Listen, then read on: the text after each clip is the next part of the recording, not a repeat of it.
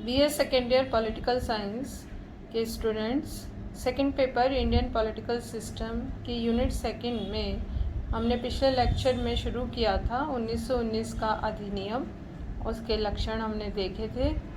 आज हम इसमें ये देखेंगे कि 1919 के भारतीय शासन अधिनियम के तहत कौन कौन सी व्यवस्थाएं की गई केंद्रीय स्तर पर, भारत सरकार के स्तर पर और प्रांतीय शासन के स्तर पर।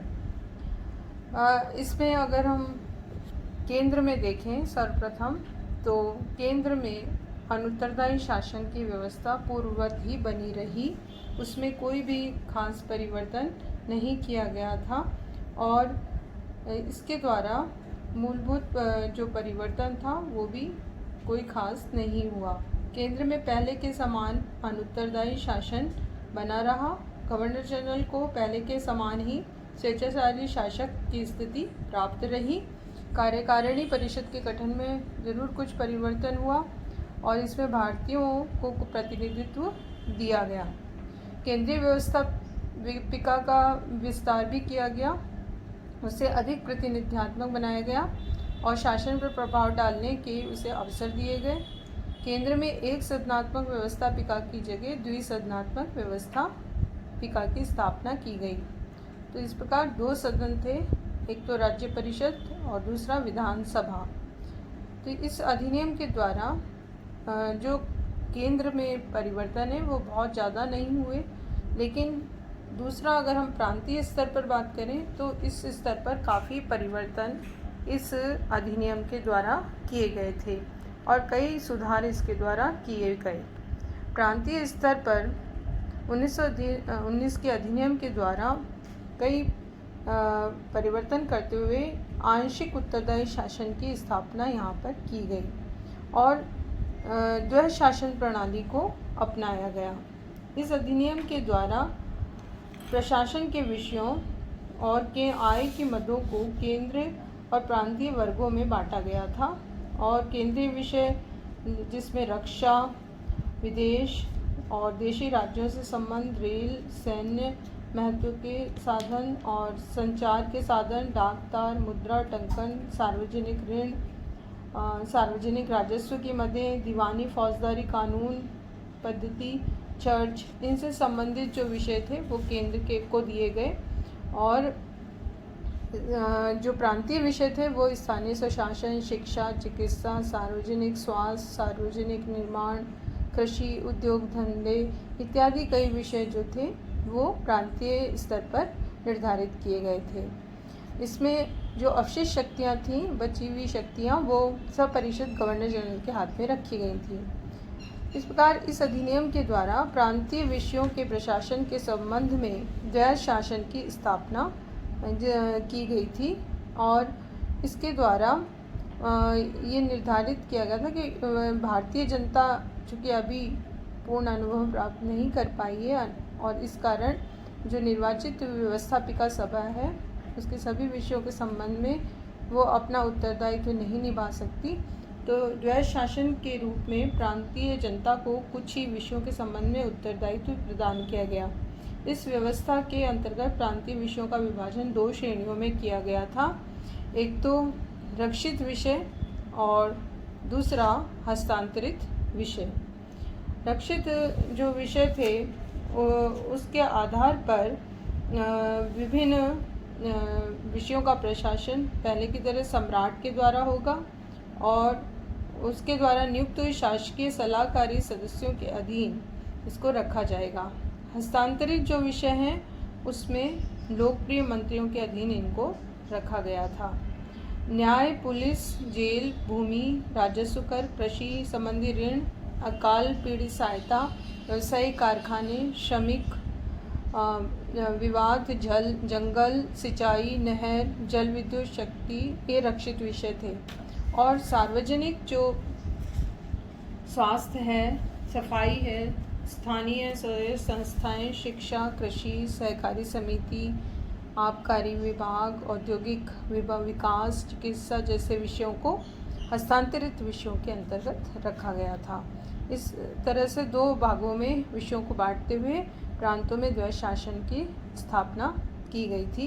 भारतीयों को प्रांतीय क्षेत्र में उत्तरदायी सरकार दी गई थी और इसके द्वारा चूँकि प्रथम विश्व युद्ध के बाद से ही भारतीय जनता के द्वारा उत्तरदायी शासन की मांग लगातार की जा रही थी, इसलिए ब्रिटिश सरकार ने इसको पूर्ण करने हेतु 20 अगस्त 1917 को से ही ये शुरू किया था कि धीरे धीरे भारतीयों को प्रशासनिक उत्तरदायित्व प्रदान कर दिया जाना चाहिए और उनको सत्ता का हस्तांतरण शनय शनय क्रमिक रूप से दे दिया जाना चाहिए। द्वैध शासन जो स्थापित किया गया था प्रांतों में, उसका उद्देश्य ये था कि कुछ विषयों में भारतीयों को प्रांतीय क्षेत्र में उत्तरदायी सरकार प्रदान की जाए। द्वैध शासन को इंग्लिश में डायरकी कहा जाता है, जो ग्रीक भाषा के 2 शब्दों से बना है, डाई और आर्की, जिसका अभिप्राय होता है, डाई का मतलब दोहरा और आर्की मतलब शासन। तो द्वैध शासन का अभिप्राय है दोहरा शासन, और प्रांतों में जो ये रक्षित और हस्तांतरित 2 भागों में विषयों में जो प्रांतों को बांटा गया, उस आधार पर इसको द्वैध शासन कहा जाता है।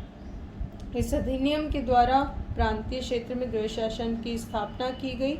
इसके लिए प्रांतीय विषयों का रक्षित विषय और हस्तांतरित विषयों में विभाजन किया गया और रक्षित विषयों का शासन सम्राट, जो ब्रिटिश सम्राट था, उसके द्वारा नियुक्त और ब्रिटिश शासन के प्रति जो उत्तरदायी थे गवर्नर, उनकी कार्यकारिणी परिषद को प्रदान किया गया था। और हस्तांतरित विषयों का जो शासन था वो शासन की शक्ति लोकप्रिय मंत्रियों को प्रदान की जानी थी, जो प्रांतीय विधान परिषदों के निर्वाचित सदस्य होते हैं और होंगे और प्रांतीय विधान परिषद के प्रति उत्तरदायी भी होने थे। इस प्रकार जनता को उत्तरदायी शासन की आकांक्षा और ब्रिटिश सरकार के शनय शनय उत्तरदायी सरकार देने के निश्चय को साकार रूप इस द्वैध शासन के द्वारा किया गया था। इस द्वैध शासन का क्रियान्वयन भी किया गया 1921 में भारत के 8 प्रांतों में, जिसमें बंगाल, बिहार, मद्रास, बम्बई, संयुक्त प्रांत, मध्य प्रांत और पंजाब में इस द्वैध शासन को लागू भी किया गया और 16 वर्ष तक ये प्रयोग किया जाता रहा और इसमें कुछ सफलता भारतीयों को प्राप्त हुई, लेकिन पूर्ण रूप से नहीं हुई। आंशिक रूप से ही भारतीय इसमें सफल हो पाए थे उत्तरदायी शासन प्राप्त करने में। संवैधानिक अवरोध की स्थिति भी रही और अन्य प्रांतों में गवर्नरों और उत्तरदायी मंत्रियों के बीच विवाद भी रहे। द्वैध शासन योजना को अगर हम मूल्यांकन करते हैं या इसका विश्लेषण करते हैं तो इसको पूरी तरह से सफल तो नहीं कहा जा सकता, क्योंकि इसमें काफ़ी असफलताएं देखी जा सकती हैं, कमियां थीं। कुछ तो योजना, पहला अगर हम देखें तो योजना के अंतर्निहित दोष थे और कुछ अन्य ऐसी परिस्थितियां थीं जिसकी वजह से 1919 का अधिनियम पूर्ण रूप से सफल नहीं माना जा सकता। अंतर्निहित दोषों में जैसे कि अगर हम देखें तो सिद्धांततः ये दोषपूर्ण व्यवस्था थी और इसमें विषयों का अतार्किक और अव्यवहारिक विभाजन किया गया था, जो कि यथार्थ रूप में संभव ही नहीं था।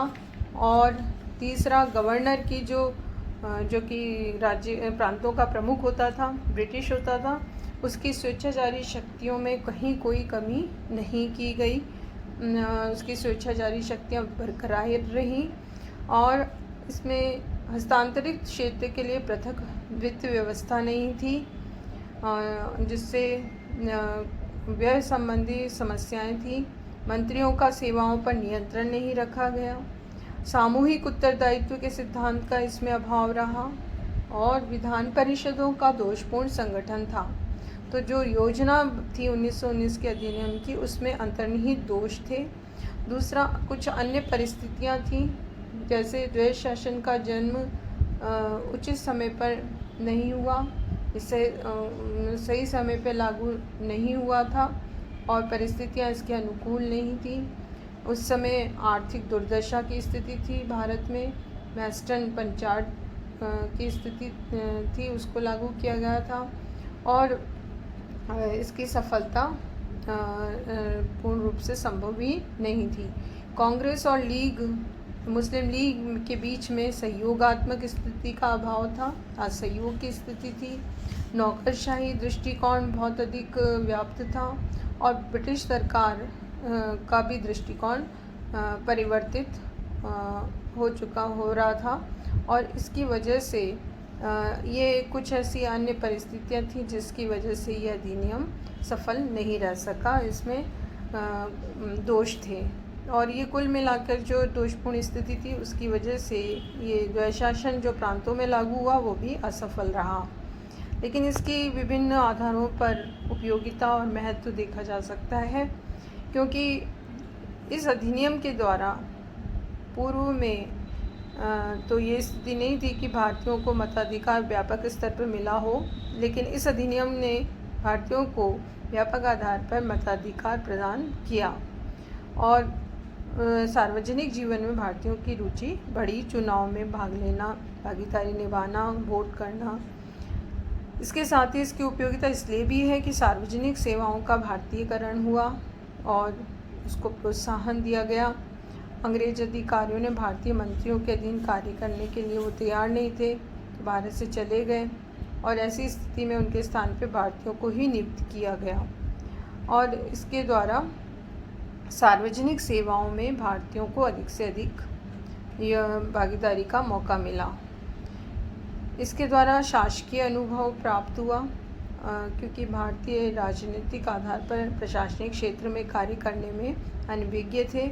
लेकिन इस अधिनियम के द्वारा भारतीयों को जब मौका मिला और उन्होंने अपनी भागीदारी शुरू की तो शासन संचालन की क्षमता का विकास उनमें होने लगा और इस प्रशासनिक अनुभव के द्वारा उन्होंने बहुत कुछ सीखना शुरू किया। इसके द्वारा द्वैध शासन जो स्थापित हुआ उसकी स्थापना से स्थानीय स्वशासन का सुधार हुआ और उसका विकास भी हुआ। इन सब के अतिरिक्त प्रांतीय क्षेत्र में कार्य करने वाले भारतीय मंत्रियों के विभिन्न क्षेत्रों में सुधार करने और सामाजिक कुरीतियाँ दूर करने की दिशा में भी कई कार्य किए गए और इस प्रकार इस अधिनियम से पूर्ण स्वराज्य या बहुत अधिक भारतीयों को लाभ यह तो नहीं प्राप्त हुआ, लेकिन बहुत कुछ महत्वपूर्ण सुधार इस अधिनियम के द्वारा देखे जा सकते हैं।